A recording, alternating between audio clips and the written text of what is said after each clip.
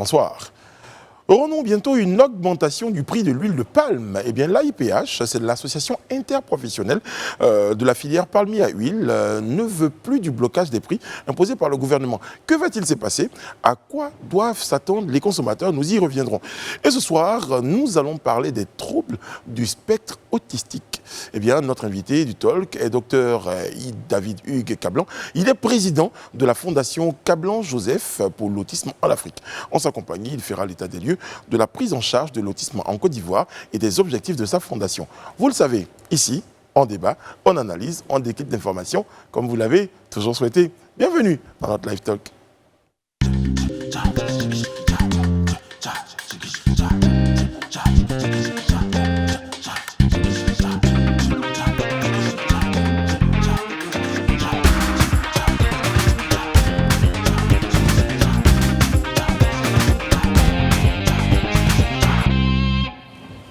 Oui, c'est une nouvelle semaine qu'on entame. La semaine du mois de mai. Eh bien, c'est la deuxième, n'est-ce pas? Effectivement. Vous êtes sûr? Et la dernière semaine pour le Ramadan. Bon, enfin, c'est une nouvelle semaine. On va dire ça juste, c'est une nouvelle semaine. Parce que la deuxième semaine, la première semaine, ça fait beaucoup. Bonsoir Serge, comment ça va? Bonsoir. Bon, bien le week-end? Oh, super. Super le week-end. Très bien. Vous aussi, mesdames? Oui, bien. Ouais. Très bien. Bassam. J'ai Bassam. découvert Bassam. Ah, tu n'étais pas encore à la Bassam? Vous n'étiez jamais à la Bassam? Non. Qu'est-ce que tu as aimé à Bassam? J'aimais la nourriture. Pas la mer, hein, la nourriture. Je ne fais pas exprès en fait. C'est pas de ma faute. La nourriture? Qu'est-ce que vous avez mangé? C'est du poisson? J'ai mangé un kedjenou de langouste. Oh, waouh. Moi, j'aime pas les fruits de mer, donc. Mais je dirais quand même waouh. Franchement, c'était impressionnant. Waouh. Bon, rien à dire à notre petite info du jour ou du soir, notre fourmi. Quoi comme info? Mais avant, bonsoir Brice, bonsoir à tous. Bonsoir Ryan. Alors, pour ma petite info de ce soir, on va parler de ce petit garçon américain de 12 ans seulement. Il s'appelle Mike Wimmer et eh bien, il est diplômé. Il a pu avoir 2 diplômes d'université et il a créé son entreprise. Vous vous demandez sûrement comment, à quel moment il a pu faire ça? 12 ans. Il a 12 Alors, ans, vous il a demandez 2 diplômes sûrement... d'université. Oui. Comment? Et une entreprise. Réponse à la question, comment? Oui. Eh bien, il a pris des cours supplémentaires pendant la crise sanitaire. Donc, vous savez qu'il y a eu justement, on va dire, le confinement. Et pendant cette période de confinement, en fait, les Américains avaient la possibilité de choisir des classes supplémentaires. Ouais. Et lui, il a fait l'équivalent de 4 ans de classe. Donc, ce qui lui... la réaction de Sophie. Ce qui lui a permis justement d'avoir 2 diplômes supplémentaires universitaires, en plus de ses qualifications au lycée qu'il avait déjà validées avec brio. Mais ce qui est encore plus intéressant, c'est qu'il est sorti major de promotion pour les deux diplômes. Alors, il est passionné de maths et de sciences. Il faut savoir que justement son entreprise porte sur la technologie. Donc son objectif est de faire de la technologie pour permettre aux gens de mieux vivre, de vivre une vie meilleure. Donc on va dire améliorer le quotidien des personnes grâce à la technologie. Oui, c'est en train de calculer. Tu prends des cours en même Il temps. écrit 12 Plus de diplômes, plus une entreprise. Non, mais je trouve que c'est assez fascinant. C'est toujours fascinant parce que Tout à fait. ce genre d'histoire de jeunes surdoués, je crois qu'il y a un exemple canadien aussi d'une une petite fille de 9 ans également qui a validé plusieurs diplômes Nigériane universitaires. Oui. Nigeria également. C'est de plus en plus courant, je trouve. Oui. Et derrière, c'est bien, c'est encourageant, mais c'est vrai que la vie de surdoué aussi n'est pas facile. Ouais. Parce que derrière, ils sont beaucoup, pas peut-être marginalisés, mais eux-mêmes, le fait qu'ils soient beaucoup plus en avance fait qu'en général, ils s'ennuient très vite. Ah ben, il dans a leur répondu entourage. justement dans une Oui. interview que lorsque les gens lui disaient qu'il avait mis justement sa jeunesse de côté, eh bien il répondait tout simplement qu'il en profite très bien et il est très content justement de faire toutes ces prouesses. Mais tu vois, quand tu parlais de marginalisation et de vie pas facile, en fait, quelque part, je me demande si c'est pas une forme d'autisme aussi, tu vois. Bah justement, Quand, je m'apprêtais à faire parce le qu'on- parallèle on avec va le sujet en parler, du jour. ouais, Effectivement. Ça tombe bien parce que notre Aujourd'hui, invité va nous en parler, Nous mais en parler, effectivement, parce que- c'est une forme, ça s'apparente souvent à ce qui n'est pas forcément cliniquement prouvé, mais qui est admis notamment en société, qui s'appelle le syndrome savant. Mm. Certains te Ça a diront ses que c'est une limites. forme d'autisme, D'autisme, mais ouais. bon, on en discutera avec En tout notre cas, invité. c'est une forme aussi d'hypersensibilité Exactement. à certaines choses. Il y en a qui sont très forts, par exemple, en dessin, alors qu'ils n'ont jamais appris à Ouais. dessiner. Il y en a qui sont forts En maths, par exemple. dans d'autres domaines, en astro. en astrophysique, ce genre de choses. C'est bien. J'espère qu'il aura un super parcours avec son entreprise, avec son business, parce qu'il est quand même jeune. Il faudrait qu'il soit bien entouré. Bien entouré, parce que moi j'ai un petit de 13 ans, il a d'autres préoccupations. Mais tu en as un aussi qui lui, on va dire que c'est une petite info qui soulève beaucoup de aussi questionnements, qui soulève beaucoup technologie. d'interrogations et de En tout cas, on a des surdoués aussi en Côte d'Ivoire, en Afrique, en Côte d'Ivoire aussi on a eu des surdoués comme ça. On n'a plus de suite sur leur parcours, mais il y a 10 ans, je pense qu'il y en a même peut-être plus, Oui. mais il n'y a peut-être pas d'opportunité comme ce jeune-là aux États-unis de faire peut-être des cours en ligne, etc. pour montrer à quel point il y en a même qui sont peut-être pas scolarisés, mais qui ont une intelligence. Au CP2, au CE1, et puis après essayer de passer son CP, bon, on en a pas du temps. Mais bon. Et puis souvent les parents ne comprennent pas pourquoi ils n'arrivent pas peut-être à suivre. Exactement. Et en général, il y a beaucoup de difficultés pour ces enfants. Moi, quand j'étais tout petit, effectivement, tout le monde disait que j'étais surdoué. Et même que j'ai passé mon bac à 16 ans, je l'ai obtenu. Tout à l'heure, j'étais un peu jaloux parce que je m'apprêtais à dire, tiens, j'ai obtenu le bac à 16 ans, mais quand j'ai entendu le petit, j'étais un peu jaloux. Tu ne pouvais plus te prétendre. Alors, à la base, le bac à 16 ans, c'est un peu normal. Ah oui ? Non. Pour les hommes, c'est 18 non, pas ans. vraiment. Oui, pour les hommes. Dépendamment du système 17, 18 ans. scolaire. 16 ans. Mais ça arrive, mais ça arrive. Et quand j'avais, voilà, Il est je sais pas si surdoué. voilà, Il est je suis surdoué. je faisais les voitures en fer quand j'étais tout petit. Voilà. Attention. Terminé. Bravo. Voilà. Et puis petit clin d'œil donc à tous les surdoués que nous avons en Côte d'Ivoire. J'espère qu'on pourra Et vous l'avez dit, il faut vraiment que les parents, c'est un œil particulier, un œil très particulier qu'il faut voir sur ces enfants-là. Bon, sur ce, on va retrouver notre la FAQ.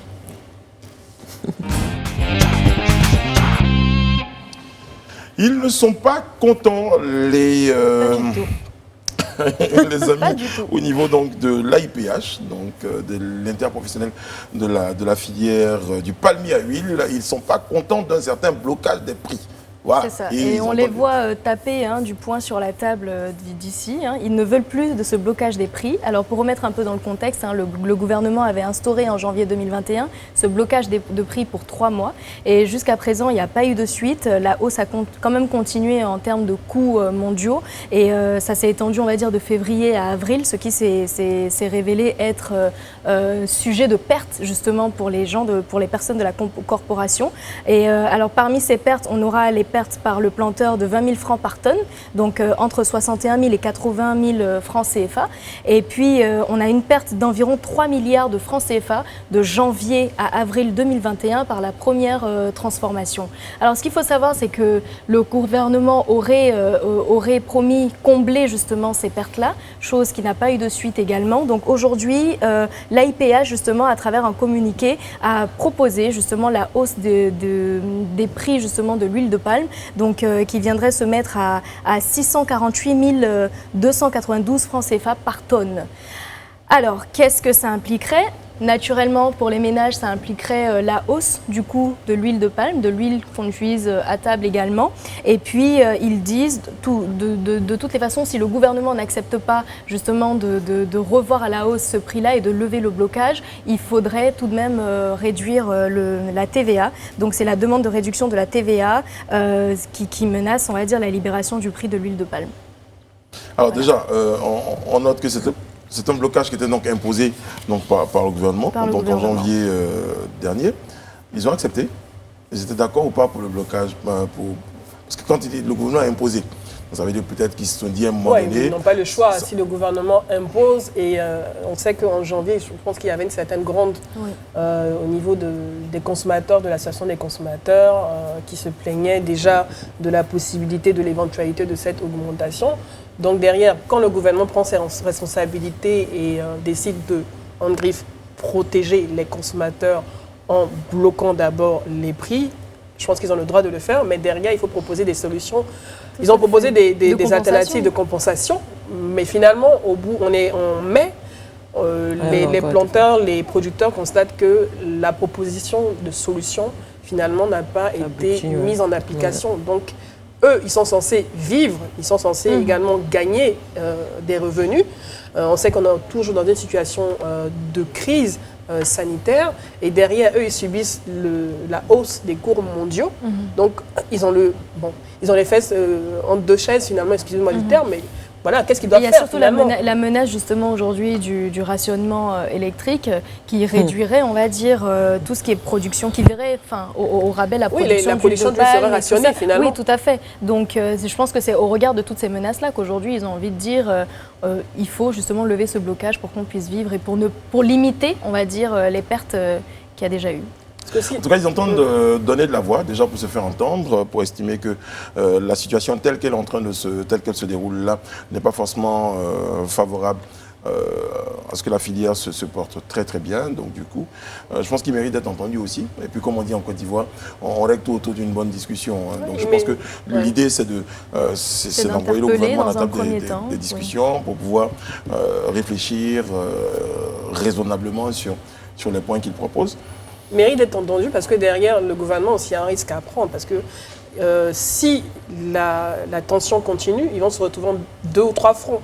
Entre le front de la grogne pour le délestage que subissent les populations en ce moment, la grogne possible de l'augmentation du prix de l'huile et peut-être d'autres grandes venant même des ménages. Venant des ménages et tout, ils ont intérêt à trouver une solution rapidement pour ces producteurs.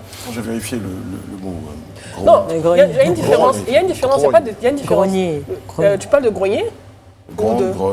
Ah oui, la grogne, bien sûr. On verra. J'avais des doutes. J'avais des doutes, Edith. Parce que moi, le point qui me fait vraiment peur en ce moment, puisqu'on parle justement de cette répartition d'énergie en ces périodes-là, en ces périodes de délestage. Hein, maintenant, je pense que le mot il est officiel. Parce que délestage et rationnement, c'est différent, totalement. Il faut le dire. Ça. Non, allez, là, on est dans la sémantique, là. Le délestage, c'est différent. Pourquoi? Parce que rationner, c'est donner en quantité limitée, parce que c'est pas suffisant. Mais le délestage, c'est une situation qu'on vit, parce que c'est une situation la fourniture n'est pas suffisante. Au cours du délestage, il y a du rationnement. Ah non, je vais te sortir de Wikipédia rapidement pour les définitions pour que tu comprennes la différence. En ce moment, c'est Je pas rationné, c'est du délestage. Je valide le débat. Ça oui. Sur le délestage et la on peut continuer ça si tu veux. Ce sont des mots, mais le fait est qu'aujourd'hui, on n'a pas en continu la distribution d'électricité. Voilà. Que ce soit et comme ce n'est pas suffisant, il faut rationner. Oui, vas-y Serge. Oui, non. C'est vrai que le débat peut être passionnant, mais bon, après, de toute façon, on ne fait pas de délestage qui est une situation de manque de production.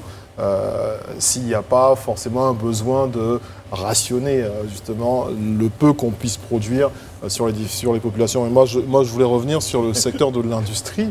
Parce que je pense que pour ce délestage-là, et à la différence, je crois, de 2011, les ménages sont beaucoup plus protégés, je pense, par les mesures prises par la CIE qui est censée distribuer donc toute cette énergie-là, au détriment des industriels, puisque de ce qu'on a pu lire ça et là, c'est des coupures en tout cas, ils reçoivent de l'électricité 12 heures sur 48.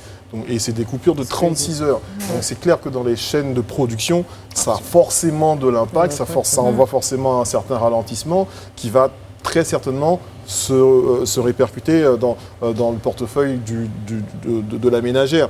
Même si aujourd'hui on est dans la période critique qui est censée être mai-juin et qu'à partir de juillet-août on espère avoir 60 ou 75% de capacité de production retrouvée, donc ce qui pourrait nous amener vers une certaine amélioration, mais ça laisse quand même craindre quelques flambées en espérant de toute façon que le gouvernement garde l'œil sur tout ça et qu'il essaie de subventionner au mieux et aider ces industries.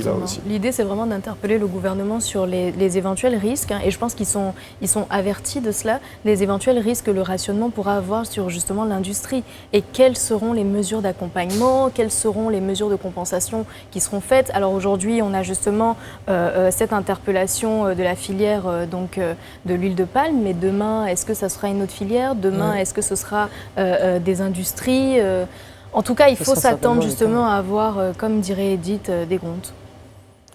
De la grogne. Je reconnais. Je peux vous dire qu'en ce moment... Je voulais les gronder, mais c'est de la grogne, c'est vrai. Ça gronde dans le ciel. Très bien. En tout cas, je peux vous dire en ce moment, il ne fait pas bon d'être au gouvernement ou à la CIE. Surtout à la CIE. La CIE, ils ont le dos large, malheureusement. Parce qu'il n'y a pas en que. fait, je veux dire, c'est pas forcément leur faute. C'est pas leur faute. Voilà.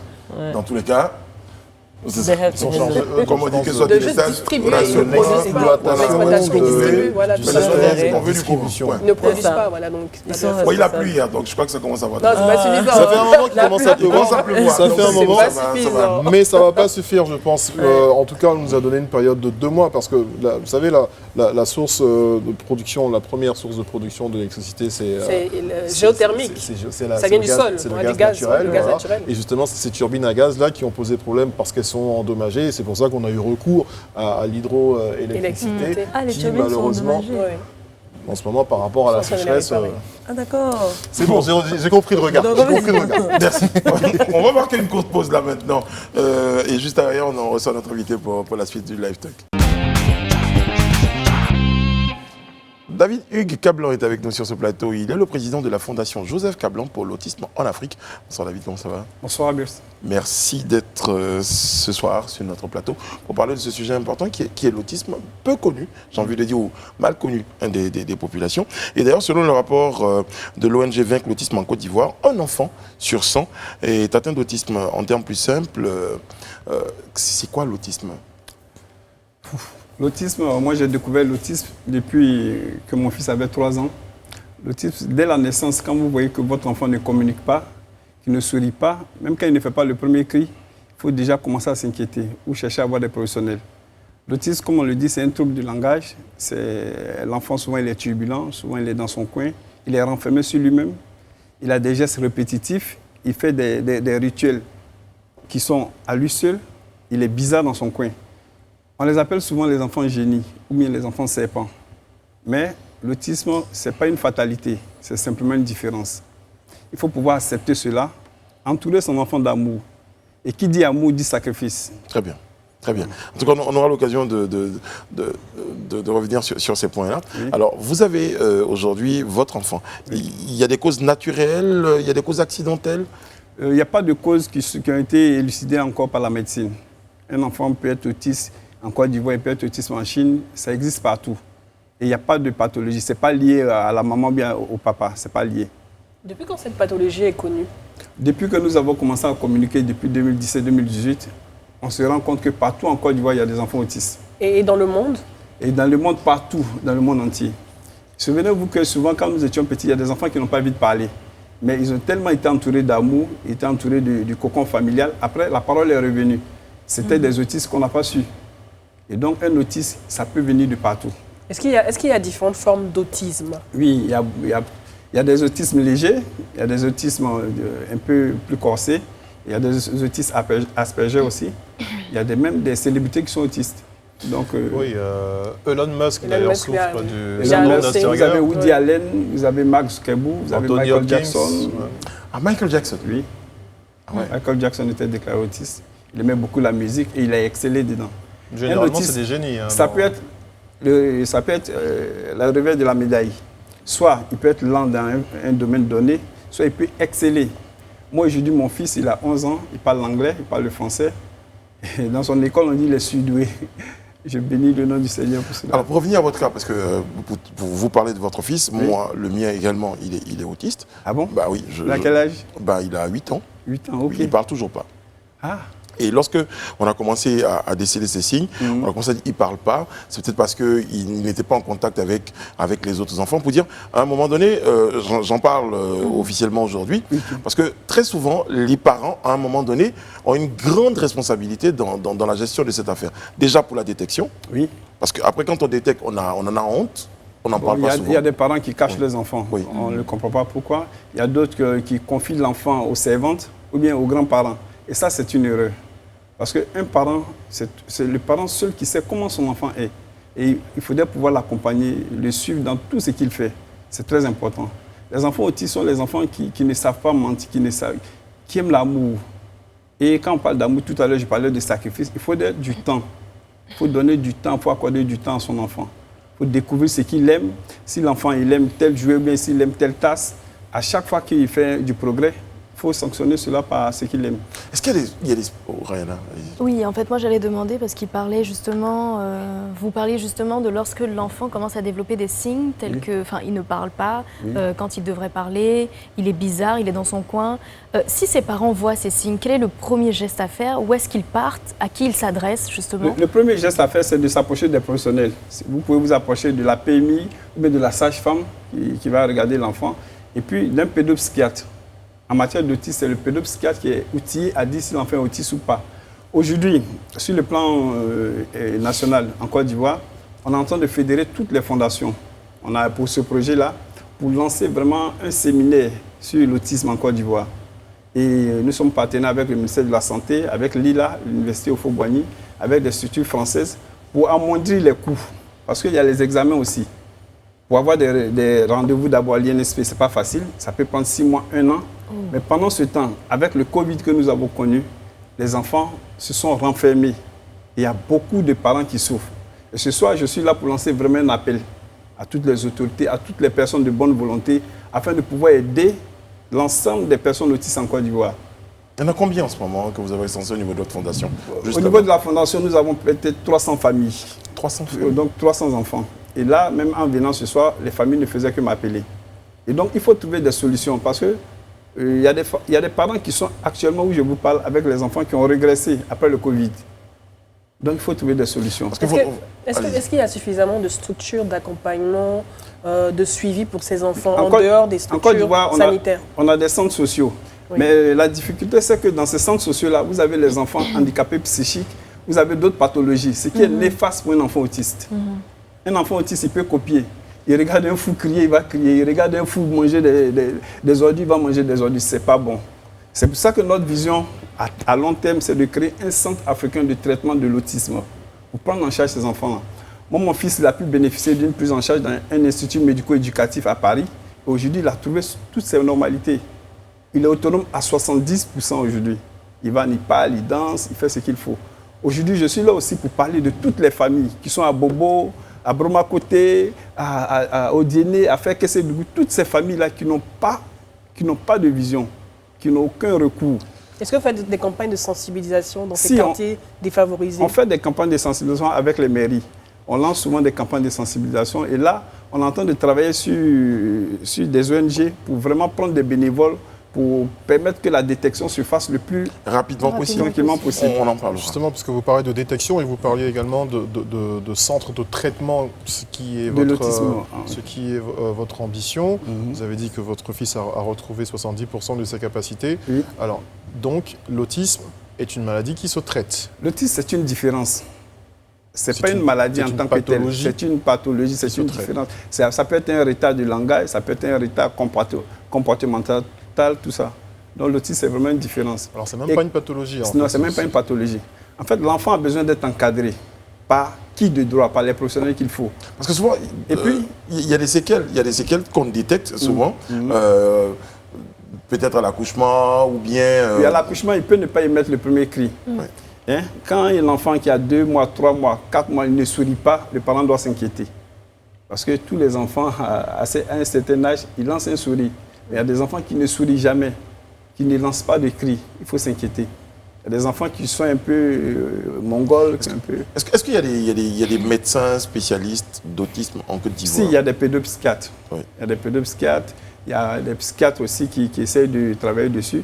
Il y a des orthophonistes aussi pour le langage. Et puis, il y a des médecins qui sont aussi spécialisés. Et donc, décelé tôt et suivi par des professionnels, oui. L'enfant peut arriver à recouvrir une grande partie. C'est un ensemble de leviers qu'il faut actionner. D'abord, il y a les professionnels qui vont le suivre. Il y a aussi les parents. C'est très important.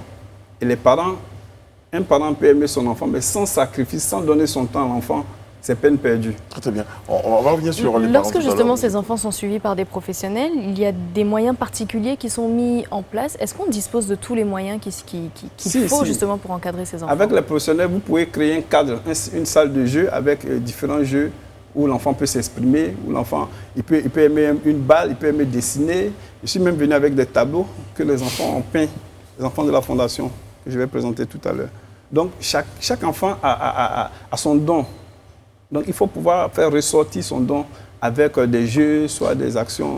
Vous parlez tout à l'heure de ces actions-là qui sont menées avec le ministère de la Santé, mais il y a également le ministère de l'Éducation nationale, parce que effectivement, dans certains cas, on a ces enfants-là, comme ils copient, le danger, c'est de les mettre dans des établissements où on les assimilerait à des enfants qui ont des problèmes qui ont d'autres problèmes, en fait. Moi, je le sais parce que j'en parle par la même occasion, vous en parlez tout à l'heure. Le mien, il a fallu, par exemple, qu'on l'envoie aux États-Unis pour qu'on sache qu'ils ont des classes spéciales là-bas, qu'ils appellent des special kids, où les enfants autistes sont suivis. Bon, on les assimile pas. Parce que déjà en Côte d'Ivoire, en Afrique, on a voulu les mettre avec d'autres enfants et tout ça. Donc déjà, est-ce que le ministère de l'Éducation nationale, est-ce que vous travaillez avec ce ministère pour qu'on puisse mettre en place des classes spéciales? Si. Il y a des classes spéciales, il y a aussi ce qu'on appelle l'éducation inclusive. C'est-à-dire pouvoir adapter les enfants autistes à travers les classes dites normales. Mais pour cela, il faut pouvoir former l'instituteur ou bien former l'éducateur à ce qu'il puisse prendre en charge ces enfants dits normaux et puis ces enfants autistes en même temps. Et ça existe. À notre dernière journée de l'autisme, le ministère était représenté et le ministre a donné un communiqué. Elle est vraiment partante pour l'éducation inclusive. Et le ministère de la famille, de la femme aussi était représenté. Le ministère de la Santé aussi était représenté avec le docteur Bissouma. Et je pense que c'est un ensemble de leviers qu'il faut pouvoir actionner pour pouvoir trouver le déclic en Côte d'Ivoire. Certains comme vous, comme moi, qui ont peut-être eu la chance de pouvoir envoyer leurs enfants en France, aux États-Unis, mais il y en a d'autres qui n'ont pas la chance, qui sont handicapés. Comment ils font? Il y a un numéro vert, ils se déplacent. Parce que de ce que je comprends, j'ai l'impression que ça doit coûter quand même assez cher. Oui, ça coûte cher. La prise en charge d'un enfant autiste. Mensuellement Mensuellement, il faut que tu aies l'orthophoniste. Une séance fait 20 000 francs. Il faut compter 2 ou 3 séances dans le mois. Et le pédopsychiatre, les éducateurs spécialisés, c'est 20 000 francs. Donc c'est coûteux. C'est pas pris en charge par l'assurance? Bon, en Côte d'Ivoire, pas encore. Même des fonctionnaires qui sont dans les grandes structures, il y a une partie qui est prise en charge et une partie non. Donc, nous, notre vision à terme, c'est de pouvoir avoir ce centre de détection qui va travailler sur l'autisme-là pour pouvoir apporter une prise en charge à 100% aussi, pour pouvoir permettre aux parents de pouvoir souffler. Et donc, comme je le disais tout à l'heure, nous sommes en train de fédérer avec les associations, avec tous ceux qui travaillent sur l'autisme en Côte d'Ivoire, pour lancer un séminaire dans le mois d'août. Très bien. Vous souhaitez justement, à travers cette fondation-là... Nous sommes représentés au Bénin, au Togo, et les Camerounais m'ont appelé hier. Là, ils sont en train de suivre l'émission. Très bien. Voilà. Salut les Camerounais. À quel moment est-ce que le parent doit commencer à s'inquiéter ou peut-être commencer à regarder vers les professionnels de l'autisme? À partir du moment où quand l'enfant a 2 mois ou 3 mois, l'enfant n'émet pas de souris, l'enfant est différent des autres. Chaque maman doit comprendre que quand son enfant ne fait pas les mêmes choses que les enfants font, elle doit commencer à s'inquiéter. 2 mois, 3 mois, c'est quand même un peu difficile. 2 mois, 3 Il faut mois, vraiment avoir l'œil. Il faut avoir l'œil. Mais jusqu'à 2 ans. Il y a même un geste enfant qui commence pas à parler. Lorsque vous mettez la main, il ne tient pas la main. Oui. Il faut déjà commencer à s'inquiéter pour sa motricité. Et qui ne partage pas le regard, qui est esselé, qui est dans son monde. Un regard vague? Un regard vague. Quand tu lui dis, Joël, il ne te regarde pas, il regarde autre chose. Joël, il regarde autre chose. C'est-à-dire, c'est comme si tu n'existais même pas. Et comment se... Vas-y. Non, vas-y, je t'en prie. D'accord. Comment se passe le suivi des parents? Parce qu'on parle de traitement des enfants, du suivi des enfants. Mais derrière, on est dans une culture africaine où les parents, en tout cas nous, on nous a beaucoup frappés. Exactement. Quand tu ne réagis pas, quand tu ne suis pas les ordres des parents, même quand tu ne manges pas, même quand tu es dans ton coin, on te frappe. Donc on a une éducation traditionnelle africaine qui n'est pas très réceptive à la psychologie humaine déjà, à la compréhension de la psychologie humaine. Donc quand un parent découvre que son enfant est autiste, comment se passe le suivi même du parent lui-même pour pouvoir encadrer son enfant? Ok. Le parent d'abord, il doit chercher à rencontrer des professionnels. Il doit chercher à se documenter. Il doit chercher à comprendre la différence de son enfant. Parce que nous, on a pris du temps à se rendre compte qu'il était autiste. Il faut chercher à comprendre. On a pris du temps. Parce que qui cherche, trouve. Moi, j'ai cherché. Je me suis documenté, j'ai tapé sur Google, j'ai tapé sur Internet, et puis je suis allé rencontrer les professionnels. Et puis petit à petit, j'ai appris comment me comporter d'abord avec l'enfant. Et avec ma femme, on a choisi de sacrifier. Aujourd'hui, elle est de l'autre côté, moi je suis ici. On a pris du temps pour l'enfant. Et donc, on l'a encadré avec tout ce qu'il fallait Et Dieu merci, il a pu avoir une prise en charge. Moi, je pense vous avez eu justement le réflexe de vous documenter et tout ça, mais je pense que les parents pris de panique au début vont directement s'adresser à l'association ou aux professionnels qui vont suivre ces enfants-là. Est-ce que justement ces professionnels, on va dire, mettent en place un suivi pour ces parents, pour eux-mêmes leur faire comprendre, parce que les parents, même documentés, peuvent ne pas vraiment savoir de quoi souffle l'enfant, ne pas avoir les bons gestes. Aujourd'hui, les parents de la Fondation sont conseillés. On a des séminaires chaque 3 mois pour former les parents aussi, pour les prises en charge domestiques au niveau de la famille. Et il faut pouvoir former aussi la fratrie, parce qu'un enfant qui a 2 ou 3 frères qui est rejeté par ses frères, ce n'est pas du tout bon. Oui. Donc il faut pouvoir former toute la famille à pouvoir prendre l'enfant. C'est pour ça que tout à l'heure vous parliez de nous avons des familles. Oui. Enfin, on aurait pu dire que vous avez des cas, mais vous parlez plutôt de famille. De famille. Parce que vous prenez en charge l'ensemble des personnes. L'ensemble de la fratrie. Oui. Le papa, la maman, les frères et sœurs. Et donc cet enfant-là, quand il est entouré d'amour, il est entouré de tous les sacrifices que les autres lui donnent, vous voyez que cet enfant-là commence à s'exprimer. Comment est-ce que votre fondation aujourd'hui arrive à survivre au niveau financier? Là, au niveau financier, j'appelle vraiment la bonne volonté de toutes les personnes qui nous regardent ce soir, parce que nous travaillons sur fonds propres. Il faut dire que moi-même, je suis directeur d'entreprise et je mets une partie de mes revenus au suivi de la fondation. Et à la prise en charge des enfants, je m'occupe de la fondation, je m'occupe de tout ce qui est séminaire, je m'occupe de tout personnellement. J'ai quelques bonnes volontés qui nous aident de temps en temps quand on lance les courriers, mais là, c'est vraiment à minime échelle. Il faut passer à une autre étape parce que les familles souffrent. Il faut pouvoir organiser des colloques et puis se donner une feuille de route, sensibiliser, pouvoir diminuer la détection de l'autisme, pouvoir dire qu'avec 50 000 francs, il faut pouvoir détecter l'autisme. Et puis former les bénévoles. Et puis faire la détection aussi précoce. Il faut pouvoir former les sages-femmes. Dès l'accouchement, quand l'enfant est bizarre, une sage-femme doit pouvoir dire « Ah, ton enfant, là, il faut faire tel examen, il faut faire tel examen. » Donc, c'est tout cet ensemble qui va pouvoir faire bouger les lignes en Côte d'Ivoire. Je vous tiens à dire merci au ministère de la Construction qui nous a autorisé la ZAD, qui a levé la ZAD sur une partie de notre terrain où nous avons pour projet de construction, la construction de ce centre-là. Et donc, les choses sont en train de partir. Nous avons des partenaires en Europe, partout, qui essayent de nous aider. Mais j'appelle encore aux personnes de bonne volonté pour pouvoir mettre la main à la pâte. Parce que c'est très cher, hein, c'est très cher. Vous parlez de suivi, de sensibilisation. Aujourd'hui, les parents sont obligés souvent de sacrifier, souvent même leur emploi. Oui. Vous dire qu'aujourd'hui, je suis obligé, vous êtes le mari, vous êtes obligé de travailler. Peut-être votre femme va se consacrer entièrement à l'enfant. Oui. Et même que, comme Edith disait tout à l'heure, ça va jusqu'aux conséquences, ça va même jusqu'au divorce, souvent. Parce oui, moi, je connais des familles qui ont divorcé. Hein. Il y a des mamans qui sont parties avec les enfants. 2 ans, 3 ans en Europe, le monsieur s'est remarié ici. Oh là là. Il s'est remarié carrément. Nous, on bénit le nom du Seigneur parce qu'on est entouré vraiment d'un noyau spirituel. Et vraiment, madame et moi, on se soutient. Vous avez parlé du ministère de la Santé, je voudrais revenir là-dessus. Oui. Vous avez parlé de formation, il faut former les sages-femmes à la détection. Il faut également former dans les centres sociaux tous ceux qui font les accompagnements. Oui. Quelle est votre collaboration réelle avec le ministère de la Santé? À l'heure actuelle, qu'est-ce qui est fait avec le ministère de la Santé pour arriver à cela? Quels sont les objectifs? Au niveau du ministère de la Santé, lorsqu'il y a des formations, ils nous invitent. Okay. Donc on fait partie les parents, on fait partie les familles qui reçoivent des formations. Mais en même temps, leur champ d'action est limité. Donc aujourd'hui, nous avons pris le devant des choses pour pouvoir organiser ce séminaire-là qui va réunir et le ministère de la Santé, le ministère de l'Éducation nationale, le ministère de la Femme, de la Famille et de l'Enfant, tous les professionnels qui travaillent sur l'autisme, afin que nous puissions nous donner une feuille de route en Côte d'Ivoire pour dire à telle période, voici tel levier il faut débloquer, à telle période, voici tel levier il faut débloquer, pour qu'ensemble on ait une vision commune. Parce qu'on peut former aussi les bénévoles, on peut former beaucoup de personnes à la détection de l'autisme. Ce n'est pas quelque chose qui est compliqué, mais il faut pouvoir comprendre et savoir où mettre les pieds. Très bien. Et ce séminaire se tiendra quand? Ce séminaire se tiendra dans le mois d'août. On va lancer les convocations et puis on va communiquer encore. Très bien. Et on souhaiterait que l'AFTV soit notre partenaire aussi. Bah écoutez, vous êtes déjà sur le plateau. Merci beaucoup. Que cette situation-là, elle touche de nombreuses personnes, de nombreuses familles. Et nous, il est de notre devoir déjà d'informer les uns les autres sur l'existence de cette situation-là. Et aujourd'hui, votre présence sur ce plateau-là, certainement, va déclencher un certain nombre de réactions auprès de certains parents qui pouvaient même ne pas savoir même pas s'en douter. Même pas se douter de quoi souffraient leurs enfants. Parce que c'est réel et C'est assez compliqué à gérer. Difficile, Je oui. peux vous dire que c'est assez compliqué à gérer. En tout cas, la bonne idée du centre, pour nous, c'est un salut. L'autisme, c'est vraiment pas une fatalité. Il faut pouvoir savoir comment prendre en charge son enfant et puis l'accompagner.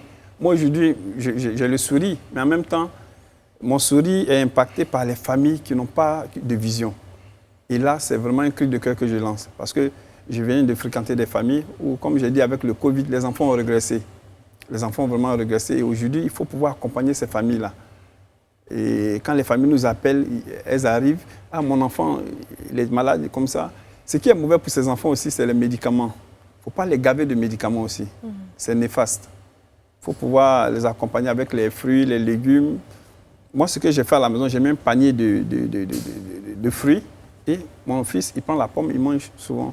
Il prend la banane, souvent, il la mange. Donc, il faut pouvoir comprendre que tout ce qui est produit toxique n'est pas bon pour ces enfants-là. Moi, j'allais demander comment se passe la prise en charge. Désolée de revenir dessus, parce que certains parents pourraient avoir peur de se séparer de leurs enfants. Est-ce que les enfants restent avec les parents? Est-ce qu'ils passent des journées chez des professionnels et reviennent à la maison? Est-ce qu'ils restent chez les professionnels? Comment ça se passe exactement? Et ils sont suivis les prises en charge sont différentes. Il y a des enfants qui arrivent à fréquenter dans les écoles dites normales. Donc, ces enfants-là sont suivis par des éducateurs spécialisés. En même temps, il y a des orthophonistes qui viennent à la maison pour quand même débloquer le langage. D'accord, donc ça dépend vraiment du cas. Ça dépend du cadre. Il y a d'autres écoles aussi avec Mme Kiofolo, comme ça, où les enfants vont, qui sont à l'internat. Et là, ils sont entourés de tous les professionnels qu'il faut.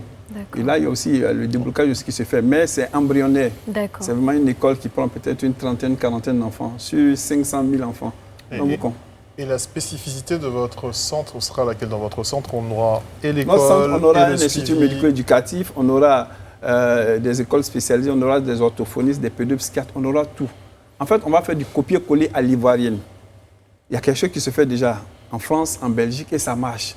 Il faut l'adapter à nos réalités. C'est ce que nous allons faire. Vous avez déjà eu le terrain. Oui, le terrain, c'est un acquis.